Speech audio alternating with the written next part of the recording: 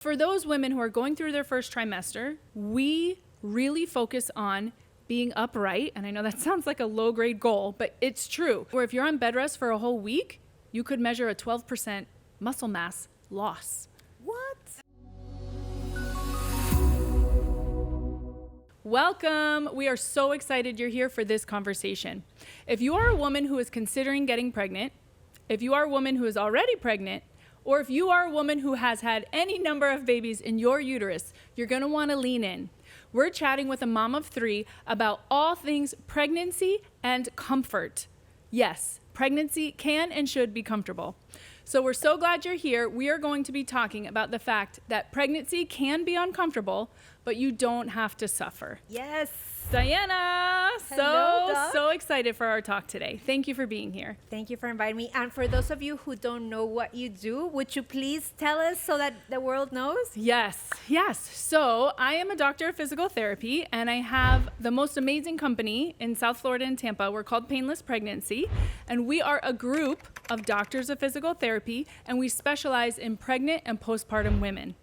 You gotta be kidding me. I did not even know you existed. And now that I know, I'm like, why did I had you like Right. 14 years ago? Yeah. So I am just so excited. I would like to ask you something before we talk Sure. about like my babies and the whole shebang. Is like, how long have you been doing this, and what should women expect when they work with you? Yep, that's a great question. So yeah, I started Painless Pregnancy back in 2017. I had a boy who was a wonderful pregnancy, but a very challenging delivery. And when he was about 1 year old, I realized that there was a world of obstetric physical therapy. I didn't even know. I had been a physical therapist for 3 or 4 years. Took a course and came back with this fire in me. Like, oh my goodness, this makes such great sense. Pregnant women are always in pain, discomfort, having leaking issues, pain with sex, challenges with delivery, challenging recovery. This makes sense. And so I tried very much to make it work in the hospital setting. I was working at an outpatient clinic, and I had really phenomenal support from my people, my manager, my other therapists. It was helping the physicians and the other care providers who work with pregnant women to understand this sort of newish option for managing pregnant pain. And so the other things, like once I got pregnant women to be referred to us at the hospital, they had to drive far. They only had appointments at 3 p.m. on a Wednesday, and they're like, I have to pick up my kids at that time. And then any other hurdles would make it challenging for them to come to the clinic, right? I mean, like if it's pouring out, do you want to take your baby to a physical therapy appointment for you? No. If it's the baby's pediatrician, you're going to figure it out. And Abuela's going to come with an umbrella, and Dad's going to be there with the blanket. But if it's for you, you're going to go, I'll just reschedule. So I saw all these hurdles to women getting timely, effective care consistently, right? Mm-hmm. So I started seeing women in the evenings and on weekends. Back then I would market myself on Facebook, and a lot of women started being like, yeah, me, come over, let's do this. And so at that time I also got pregnant. I grew my second baby while I was growing Painless Pregnancy. And once I came back from maternity leave to the hospital, it was like a month later, I said, there's so many women who want to do this, I'm going to take the leap. So since early 2019, I was full-time. And since then, Painless Pregnancy has grown to all 3 counties in South Florida, and we have a branch in Tampa. And I also know that you have online programs for those women who cannot do the full shebang, and you go to them. Yes, so we do. They don't have to, turn backwards to be able to go to your clinic. You go to them. Yes. Beautiful. Yeah. I love it. And so many women will tell us that if they had to get in the car today and drive to the clinic for this appointment, they would not have been able to make it. I love it. It is a game changer for us to go to their homes. Yeah. And what I know is that so many women are now having painless pregnancies. Yes. Because you guys exist. Yeah. So thank you for existing. Yeah. Thanks for having me. Yes. So let's now dive deep, because I had a very, I have 3 kids. My first pregnancy was devastating to my sciatic, and I did not know that there was help other than my chiropractor. That was like the thing that helped me. But it was so bad that I couldn't walk sometimes. My pain was horrendous. Yeah. So for someone, let's just talk about this. Like, what is normal versus not normal as it pertains to pain during pregnancy? Not even talking about after, like during pregnancy, what's normal and what's not normal? I would say this, the textbook answer is truly that you should not have any pain during pregnancy. And I say that because if you experience pain during pregnancy, you should speak about it to your doctor or your midwife, whoever's following you. And then they can help you tease it out. Okay, so let's say you're having some cramping in your uterus as you transition from first to second trimester. That could be a sign of a growing uterus, and that could be in the category of normal. Got it. But I would want you to talk to your midwife or OB about that and not just say, oh, normal. You know what I mean? Yeah. The thing is that I feel like not every doctor, but Sure. a lot of doctors just say, oh, that's normal. Yes. Oh, that's Yes. normal. But how do they know that that's normal when they don't? Like, I feel like there's not even questions being asked to assess my level of discomfort. Yeah. So what would you say about that? Right. Oh, absolutely. Yes. And I mean, I would even say in the realm of what's normal during pregnancy, I mean, you can have growing pains. You can have times where your abdominal wall feels tight, and that can be painful. And that's just a sign of growing. So what I would say is if you're having any kind of discomfort or pain, you want to talk to your care provider, and you would hope to hear questions like, how bad is the pain? Sometimes you can say 0 to 10. 0 is no pain at all. 10 is worst pain imaginable. I'm going to the ER because I cannot tolerate it. And then if you give anything north of a 4, you should really do something about that. You should not be at home dealing with a 5, 6, 10 out of 10 pain because somebody told you that was normal. And the other part that feels confusing is going to the doctor and asking about what exercises can I do, like what level of, they just say, oh, be careful, like Yes. do it, but like just be mindful. I'm like, what? It's like weights mindful? Right. It's like, so can I squat? Like, where am I at? Yeah. Yeah, absolutely. I think this is one thing that deserves so much more education, because even still, so I can tell you specifically, a good decade ago, one of my very first patients that I had in the clinic for pregnancy pains, she shared with me what her OB office told her. So when she was saying she had pains, they did refer her to physical therapy. I had gone to that physician and said, hey, this is what we do. The very next day she comes in with her complaints. He says, yes, go to physical therapy. She then asked, okay, so should I stop working out? Because this chick was like CrossFitting, running, she was doing all the things. And so she said the nurse told her, yes, you can work out with 5-pound weights overhead. And I was like, that is specific, but not for this woman. Like, what assessment was done to know that you could actually successfully do that with 5-pound weights and not disrupt your abdomen or your pelvic floor? And she's like, oh no, 0. Like, this was just a conversation. I'm like, oh, so this is standard advice that is doled out to anyone who calls and is pregnant.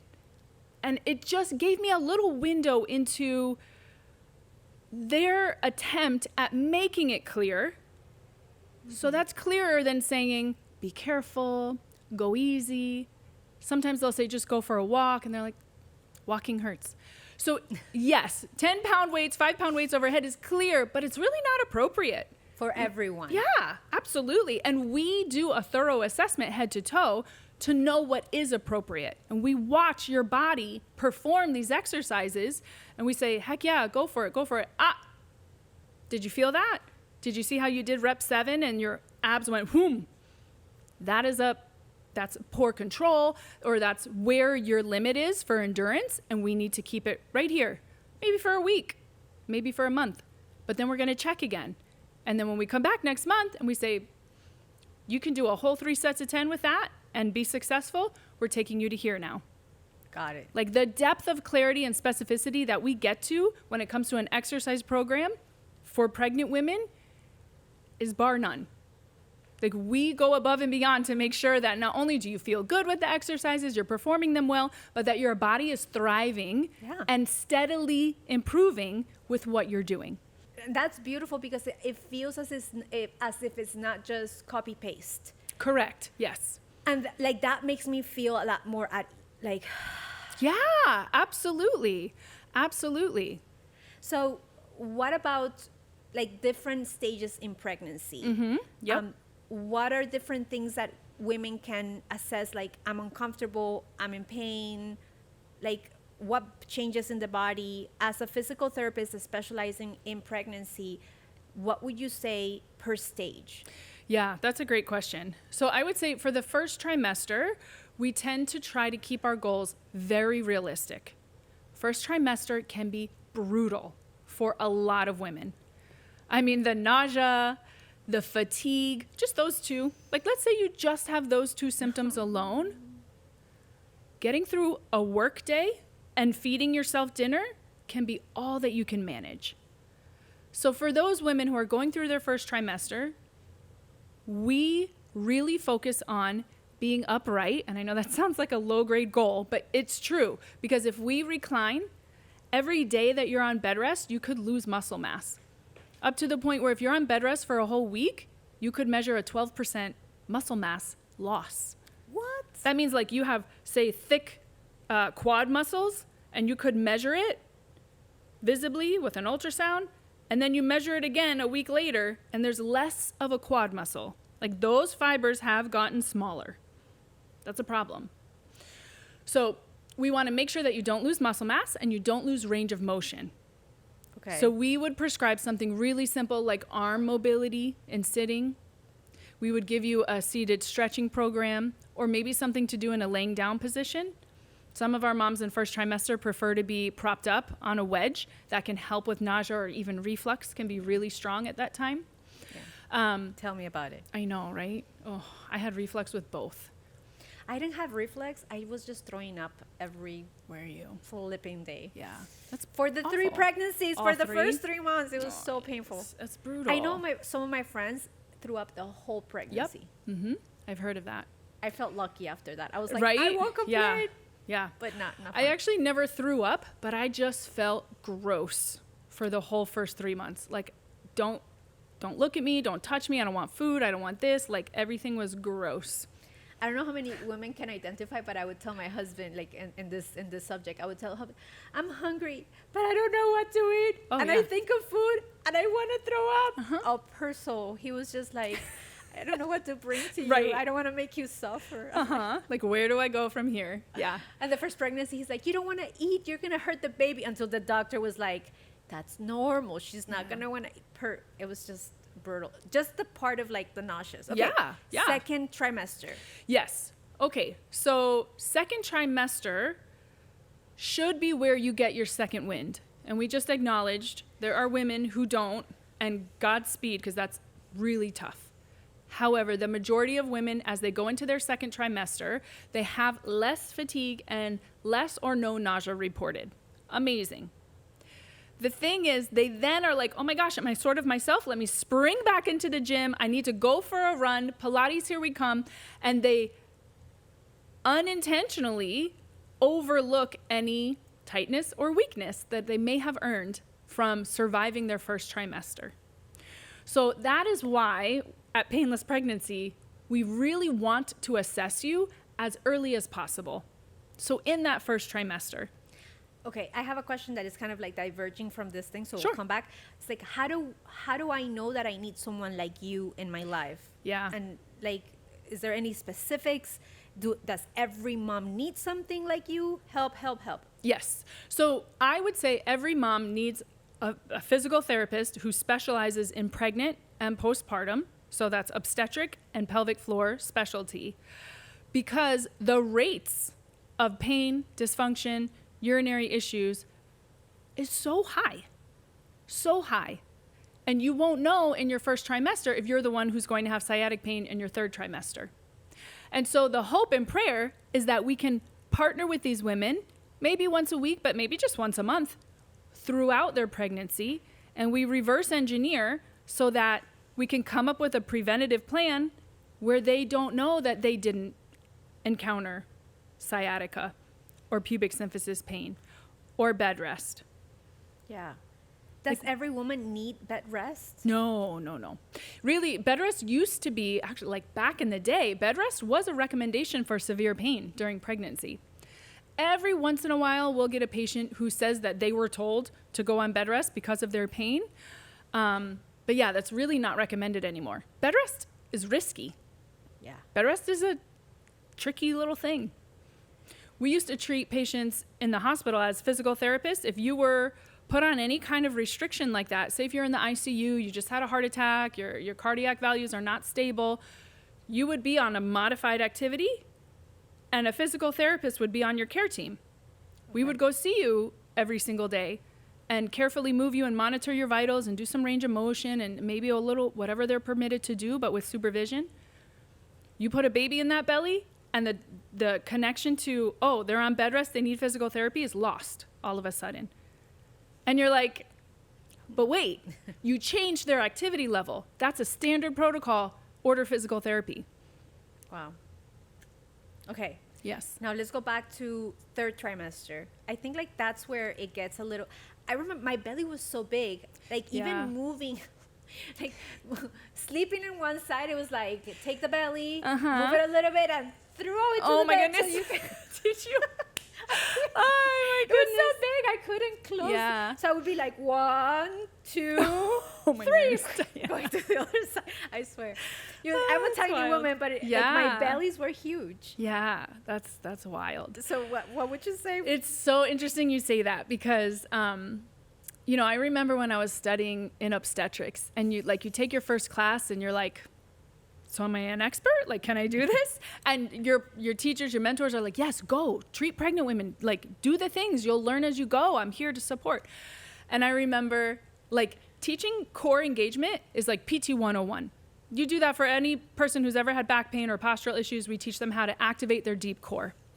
So I had a patient, one of my first home health patients, and she was third trimester, maybe 36 weeks along, really distended belly. She had a Ehlers-Danlos diagnosis, which means her soft tissue would just stretch and stretch and stretch. She was like a Gumby kind of physicality.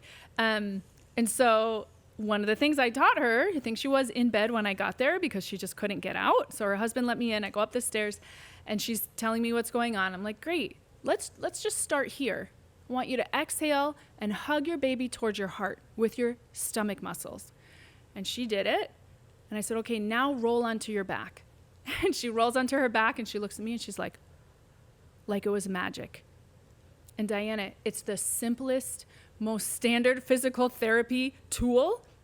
And that helped her tremendously. I remember she did a Facebook review and talking about, and I could roll without pain. And I was like, I hadn't even touched you yet. I just taught you how to connect to your core and you could do that. And God. So, when I talk to the other therapists that I'm honored to work with, and, we got obsessed with all these really cool techniques and mobilizing the sacrum and lifting the bladder. And I'm like, great, we're going to learn all the really specialized techniques. And don't ever forget about the basics. Sometimes you are going to teach her how to activate her core and you will be her superhero for the rest of her pregnancy.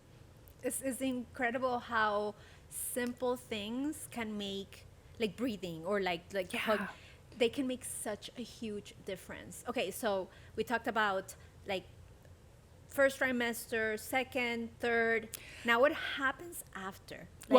I was going to say, if I could talk a little more about second trimester. Oh, yeah, go ahead. Because I think the only thing we said was that you could encounter issues if you jump right in. Okay. But I will say, so even if you're feeling better in your second trimester, this would be a great time to start working out. But what specific tip I would give, if you're in the second trimester and you want to start exercising, but you were really inactive for the first trimester, I would say do your same workout routine and turn down the intensity by 50%. So if you're a runner, okay, and you normally run 3 miles, that's your your routine, go for a run, but run 1.5 miles. Okay. Or if you're a weightlifter and you have your strengthening routine, arms, legs, core, all of it, do that routine you used to do, but bring your weights or your reps down by 50%. Just for the first 1 or 2 workouts. Then you can give your body that space, that time to readjust. And if it works, amazing. You have that normal soreness for a day or 2 after, you can transition and slowly increase your weights, your reps, or your mileage. But I would really strongly recommend not jumping back into exactly what you did 3 months prior. Okay. Does that make sense? That makes total sense. Good. And you know what I heard without you saying it out loud, which I love, is trust your body. Yes. Like, I feel like as if pregnancy was not something natural to us. It's like, don't do anything. But it feels like just hearing you say out loud, trust yourself. Yeah. Like, feel your whole body. Yes. Yeah. That feels so good, because throughout my experience of my pregnancy, I never felt that way.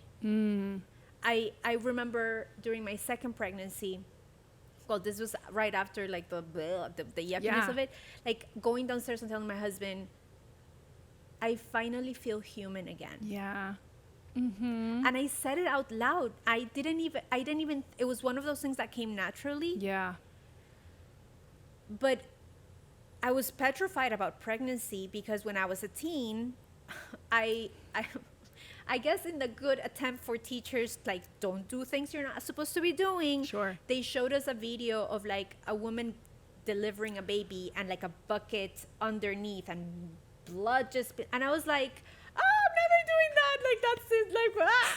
Wow. And then learning, like, my mom tear, like, there's all these things that happened to women. I was terrified of delivering my baby naturally. So I begged I remember having panic attacks of like thinking delivery day. And I was like, it was more psychological Absolutely. than physical. Mm-hmm.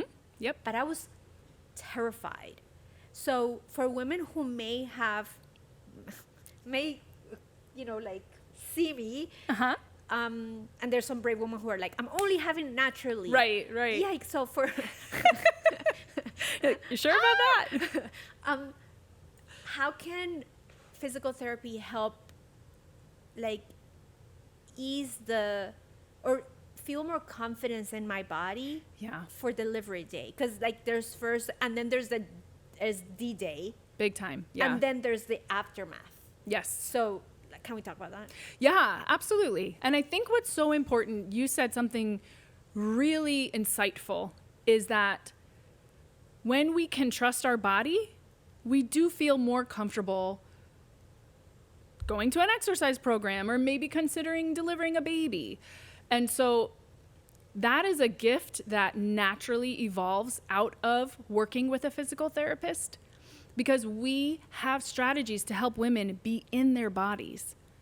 And I know, that might sound like a strange phrase, like, I'm sorry, No. I've never been out of my body that I know of, so how are you going to teach me to be in it? And my favorite example, as pelvic floor therapists, we talk about pee and poop all the time. I'll ask my patients, do you know when you have to fart? And they'll be like, yes. Okay. Do you know what it feels like to have a big old fart and you have to hold it in? Because I know you have. Like, you've been on an elevator, you've been in a vehicle. There are times where you don't want to expel gas, correct? And they'll laugh. They're like, yeah, of course. Great. That means you hear information from inside your body that doesn't come from this world. Your mom doesn't tell you when you have to fart. Your body does. That is just one little way in which you are confident that you're connected with your body. Or I could say, Diana, pick your hand up and move your fingers around. Does it hurt?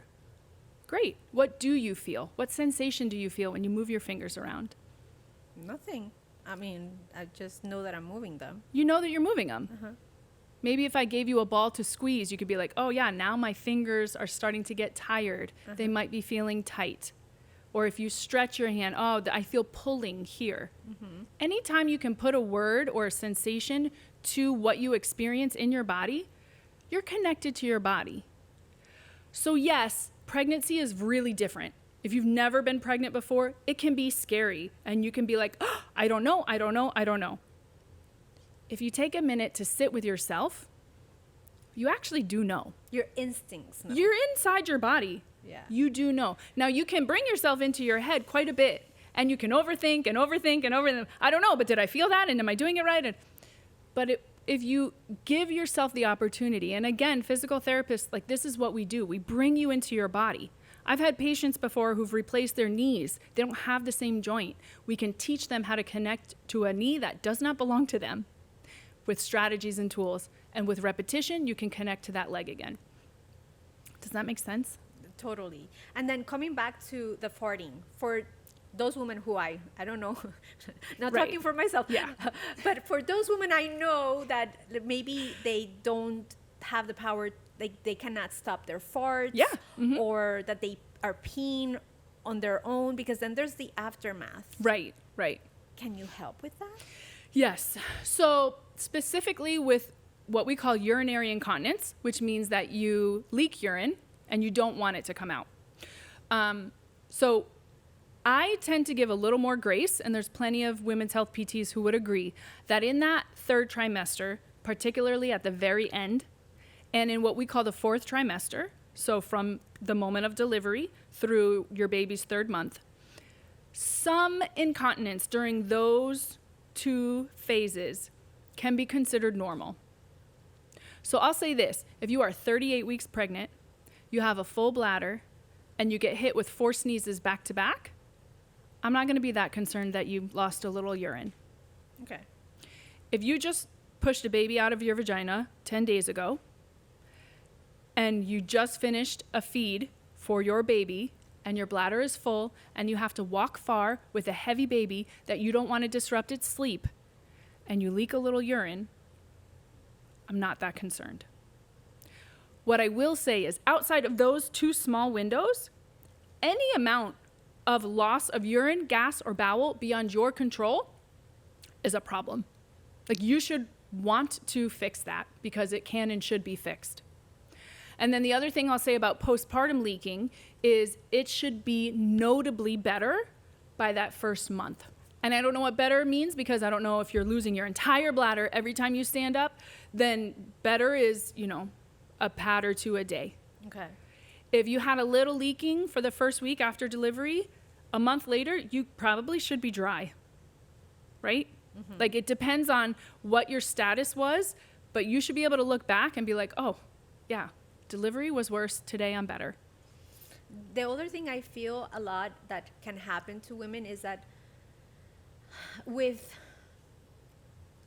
how would I say this? Like, or parents or other people that have done this before, and their experience was whatever, they tend to normalize that the uncomfort, the pain, it's just part of the process. Right. What would you say about that? Because I feel like the title of this specific conversation is, it's going to be uncomfortable, but it's not necessarily like the norm. Like, suffering is optional. So what would you say about that? Yes, I do appreciate where the women of previous generations were coming from, because truly these conservative measures weren't a thing, like, at all. I mean, my mom was a physical therapist. She's since retired, but she was like an OG kind of, like, conservative care was not a thing. Physical therapy came about after World War II, but not really. Like, we've really evolved in the last 100 years. So mad props to those women who delivered babies, had minimal care, and they were just collecting data from their bodies. And they're like, oh, before I had a baby, my pants were dry. And honey, after I had you, I peed a lot in my underwears. FYI. So really, they're not giving us great information. They're just telling us this is what happened with me. Yeah. And probably, since there weren't Facebook groups, they were just sitting around at a birthday party with other moms, and they learned, oh, Susie does it too. And it's normal. right? They were just taking a vote of the And- room. And this they were thing like, is not something that you're "Got talking it." about, like, oh yeah, I pee. Like, we don't Correct. talk about these things. Yes. Or, oh, I fart and no, Yeah. sorry. Yeah. Oh, It's not God. really like dinner conversation. Yeah, no. So they pass it down to their daughters as a favor, right? They're like, by the way, nobody might tell you this. It's and going to happen. it's okay because I survived it. Yes. And Yeah. it's- Yeah. And normalizing it. Right. But, oh like my being God. on this side of the grave is our only goal. Winning. I didn't die. Yeah. And you're like, okay, well, I'd like to shoot a little higher than not dying, if that's cool. Yeah. So yeah, I would say really speaking up about this and getting awareness. And honestly, if I can really celebrate every woman who has sought care for herself, because they might not realize that they truly are one more degree of motion towards a directional change. Like that is what they can do for their daughters, for their sisters, for their cousins, for their grandkids. They can get themselves taken care of. Then they can have success stories like we have had from Painless Pregnancy, and they can be like, that was so simple, 6 months, a year of meeting with this amazing therapist, whatever we're able to do with each other. I'm stronger, I'm more flexible, I sleep better, I have better sex, I understand ways to go running without peeing my pants. Like, there's no downside. There's no downside. I love it. Talking about stories, you must have like the funnest, coolest stories of like a patient that you were like, oh my God, how am I going to help this person? Yeah. This looks like an impossible case. What are those stories that we don't know to give us back hope? Yeah. I think as a newer pelvic therapist, prolapse used to scare me. I would be so intimidated if I did a pelvic exam and I was like, oh, there's no hole, there's only flesh coming at me. And one of the first cases that I got, again, when I started working at the hospital, it wasn't like, oh, this woman is preventative care or 2 out of 10 pain. It was like, I have had an alien coming out of my vagina for the last 5 years. I'm like, great. Not sure what I'm going to do with that. But it was a grade 3, meaning we part the lips and there is tissue hanging out. And I was like, oh my gosh, what do I do? And again, I was newer, so I had basic strategies. I had phenomenal mentors. I leaned on them. And I was shocked that in only 3 sessions, the tissues actually changed. Like, I parted the tissues to do a pelvic exam at visit 4, and it was gone. And I was like, oh my gosh, she has a vagina again. Like, how did that work? And really, I'm a magician. right? I did it. You're welcome. The strategies work. Once you understand them, they're really basic physiology. You know what the body is, how the structures operate. You can improve just the same way they fell down. You can bring them back up again. And sometimes prolapse takes longer, but it was really fascinating because for that woman, she wasn't even sexually active. It was really like when she was toileting, she could feel that there's something there and it freaked her out. I understand that.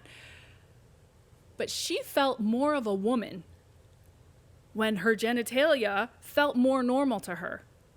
Just like for regular life, like when she went out with her girlfriends or when she was playing with her grandkids, it just gave her more confidence that she wasn't fully broken and that tissues, like organs, were not going to just fall onto the floor. Like, oh, that's a uterus right there. I think that's mine. Like, Oops, let me pick it up. Right, I'll be right back. So I was really surprised when she got better.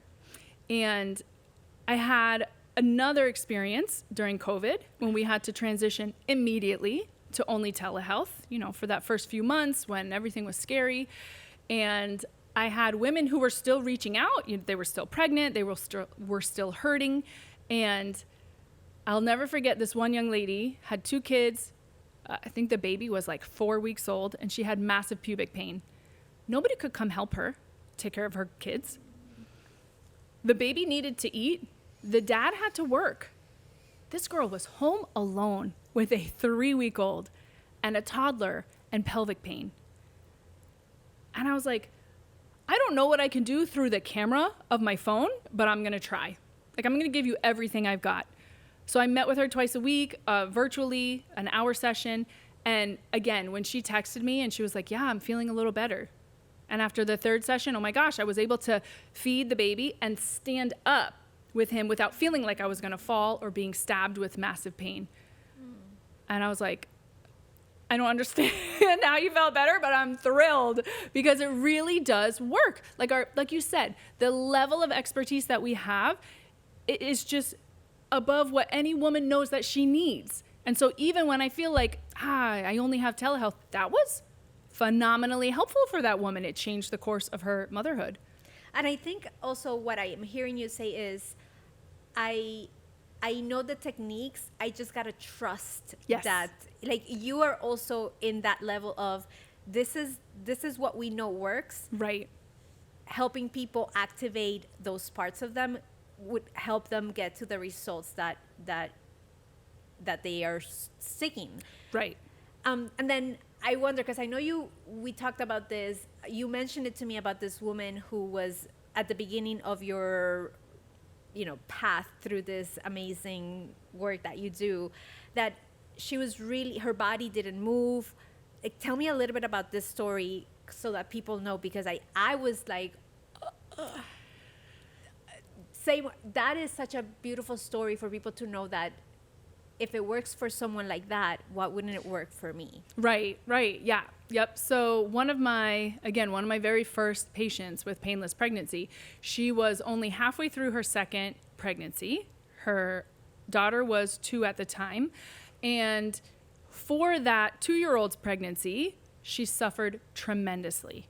And she did try a few conservative measures that did not serve her. And if her words were, she barely survived that pregnancy. I mean, she was struggling. She's a lawyer. She had to work. I mean, work meant sitting, which was hard for her, really painful for her to sit for long periods of time. She could barely get up out of the chair. And so she called me right away when she started having pains in her second trimester, because she was like, I can't do this again. Like, begging, please, like, I cannot. And so I started working with her when she just had like a little bit of pain. Okay, we did some therapy. She felt better. She was like, this is great. I gave her a strengthening program because she was very weak, someone who did not identify as an exerciser. I don't go to the gym. I'm like, great. Exercise is available to you in so many ways. You don't have to be a gym person. So she called me. We were working together maybe 2 months, and she was like, I messed up. I picked up my daughter. My pelvis got pulled out. This is the pain. This is it. This is what I had in my 3rd trimester, and I'm only in my 2nd trimester. I don't know if you can help me because the pain is really bad, and last time it didn't help. Spiraling down. Oh, my God. So I go there, and it turns out, yes, she did tweak her pelvis, and she was in pain, but it was not the 10 out of 10 that she had known in her first pregnancy. It was that fear, that trauma in her tissues being like, alert, please don't do this again. Like, whatever you have to do, don't do this again. So I'm curious if it was because we had already been working together, but she really only needed a few pelvic mobilizations and some muscle energy techniques. And she got up off the mat, and her face was like, what did you do? Yeah, she was like looking at me and feeling, and she would march and kind of walk a little bit and look at me, processing. She was I could, as an empath myself, I could right? like see myself like, what did you do? I feel normal, like I feel human again. Yeah. I remember her walking me to the door, and that's when she could finally put words to it. And she goes, so that's it? And I was like, I mean, you're welcome. You feel better, right? She's like, it's gone. And I was like, well, yeah. I mean, we had been mobilizing your pelvis for the last few weeks. You've been strengthening. You were never strengthening before. So, and you called me right away. Like, you got that pain and we were able to come see you within 2 days. That's huge. I mean, if you even start to research the inflammatory process in our bodies, if you can capture that before it becomes chronic, you are in good place. So really, it took her quite a few moments to wrap her head around, my body can do this, is really what it is. You know, I always say, like, your body is going to do the healing. I just have the honor and the privilege of witnessing it and maybe taking a rock out of your shoe. But I'm happy to be your guide as your body heals itself. I could even picture being in her mind, I mean, like, where were you with my first pregnancy? Yeah. It almost feels unfair. Yeah. Like you're saying, why didn't anyone tell me about this? It's like, just tell me and I can make the decision if it's severe enough yet, or if I want to spend that time and money on that service, but at least let me know. Yeah. Like, let me know it's available. Yeah. And like at the home, so many women will not even consider calling someone who might take care of her because she'd have to go there. Yeah. And then there's the people, like you mentioned, the fourth trimester, Yes. after you have the baby, for women who are probably experiencing pain during sex, or like the things that we don't talk about in public and our poor husbands don't even know. Right. What then? Like, how to help? Like, Yeah. How does that work with you? Yeah. So the thing that I love about painless pregnancy is we come to see these women within the first 2 weeks of their delivery, and that can make all the difference. So when I was at the hospital, I used to see women on the mother-baby floor postpartum, and like a day postpartum, 6 hours postpartum, if she couldn't walk, if she really couldn't urinate. The hospitals have protocols like you have to empty your bladder within a certain amount of time or else they're going to have to do intervention. And so that was another learning curve for me to see that, kind of especially right after you deliver. You know, normally we're thinking like, oh, that's a time where you just leave it alone. Maybe you leave it alone if everything's healing properly and you can move your body. Oh my God. But like if you can't walk, that's a really big deal. Yeah. And again, as someone who worked in the hospital for a decade plus, if a patient comes in and they can't walk, they get physical therapy and a rolling walker standard. Standard. I couldn't walk after my daughter, and I knew better, but I didn't do a good job of speaking up for myself. She was in the NICU, and it was far. Now most hospitals have where mother baby surrounds NICU, which is glorious.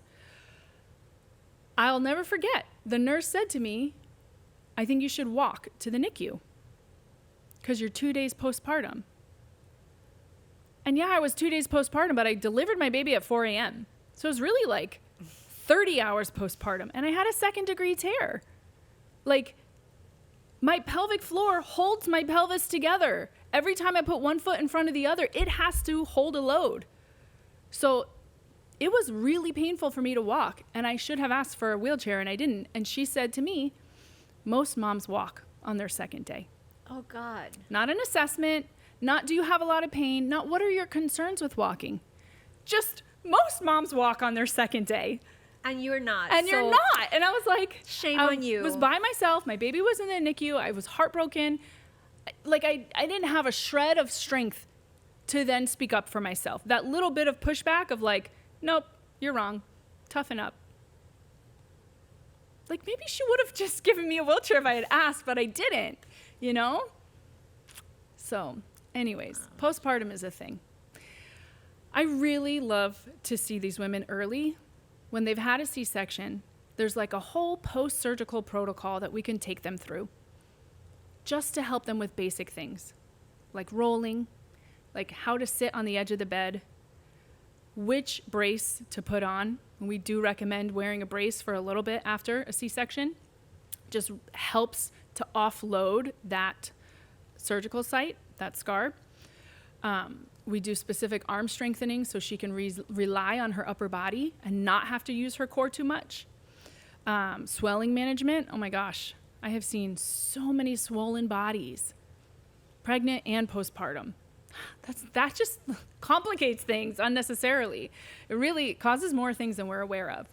And then for postpartum women after vaginal delivery, I mean, we can even spend more time talking to them about how to clean themselves after using the bathroom. Strategies with peri bottles and blotting and all the things. Helping them close the common birthing pattern in their pelvic bones.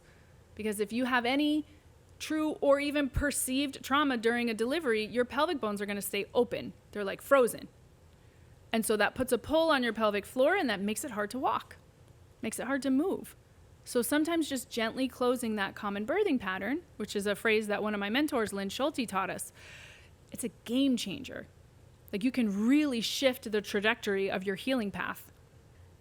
Thank you for existing, because this is like, I'm so glad that more women would have access to this information. It's just fair. Right. Right. I And, agree. And as someone who delivered 3 babies, all C-section is like, what? I can still have support after C-section. Right. And I've had friends that actually had vaginal births, and like they don't feel like they're in their body, or they feel uncomfortable, or like having uncomfortable conversations with their husbands, and I'm not feeling right, or thank you. Yeah. I wonder, welcome. is there any resources for women who may feel maybe in the suffering stage? Is there anything that they could use, any resources from what you have to offer that would support them?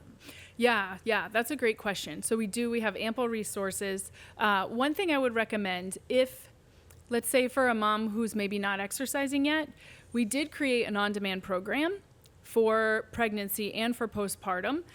And an on-demand program is non-specific, but it is very much safe and effective for pregnant and postpartum women. Okay. So I don't know if it meets you right where you're at, but it starts at 0 and it takes you up from there. So that's super helpful, because at least it's a guide. And then you can go through these movements. It's arm movements, legs, stretches, engagement, like just contracting. And if you feel good with that, you continue. If not, I mean, we're doing free consults all the time. I have 2 doctors of physical therapy who are on the phones 5 days a week with women who call in. And whether we work with you or not, we give you some kind of feedback or advice or a place to start, or might even tag you in a reel, something like that, of this strategy can help you based on where you're at. I love it. So they don't have to be local in Miami to get support. Correct. Or Florida. Right. Yeah. So we work with women across South Florida, the Tri-County area, West Palm, Broward, and Miami, as well as Tampa. And for anyone, anywhere, we can offer telehealth services. And then also we have those on-demand courses. So those are ways to just be in the comfort of your own home, do a 10-minute exercise video. We're like a little encouraging on either end and cheerleading you on for showing up and doing your workout today. And so those are our resources. And I have another question. I just thought about this. Who are good referral partners for someone like you? Yeah. So we get a lot of referrals from OBGYNs and midwives. And then we have solid support in South Florida and in Tampa from other care providers. So doulas will refer to us, lactation consultants, sleep consultants, birth photographers or newborn photographers all the time. They're like, Kat, this mom brought her 3-week-old baby in and she could not sit. Ouch. She's calling you. I'm like, yeah, we can help. For me, would have been a chiropractor. Yes. Oh yeah. Chiropractors refer all the time. Yeah. Because that was the first person who actually I would go to the chiropractor. I'm like, I can walk. Yeah. Oh my God, I can walk. Yeah. Oh yeah. God, what a blessing. We co-treat with them all the time. So I'm going to challenge people who are listening or even watching this. If you know any of those people, would you please tag them? Right. Yeah. Please, because if more women knew that they can have support, Yep. we would have a lot less painful pregnancies. Right. Absolutely. We don't have, suffering does not have to be part of this process. Right. That's the dream, Diana.